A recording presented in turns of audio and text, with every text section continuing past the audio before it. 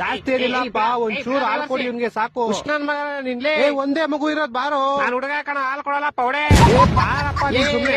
ನಿನ್ನ ಅಕ್ಕ ನಿಮ್ಮ ಅಪ್ಪ ಹಾಲು ಕೊಡ್ತಿದ್ರೆ ಅಂಗಡಿಯಿಂದ ತಗೊಂಬತ್ತಾ ಇದ್ರು. ನೀನು ಅಂಗಡಿಯಿಂದ ತಗೊಂಡ್ ಕೊಡೋ ಪೌಡೆ. ಒಂದ್ ಅರ್ಧ ಲೀಟರ್ ಕೊಡಪ್ಪ ಸಾಕು.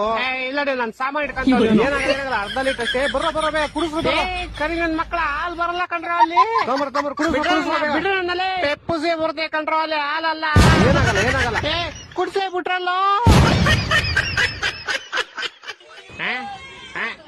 ಏನು ಏನಾಯ್ತು? ಎಲ್ಲಿ ಕರ್ಕೊಂಡಿದ್ದೀರ ನನ್ನ? ಸ್ಕೂಲ್ಗ ನಾನ್ ಬರಲ್ಲ. ಬಿಡ್ರ ನನ್ನಲ್ಲಿ.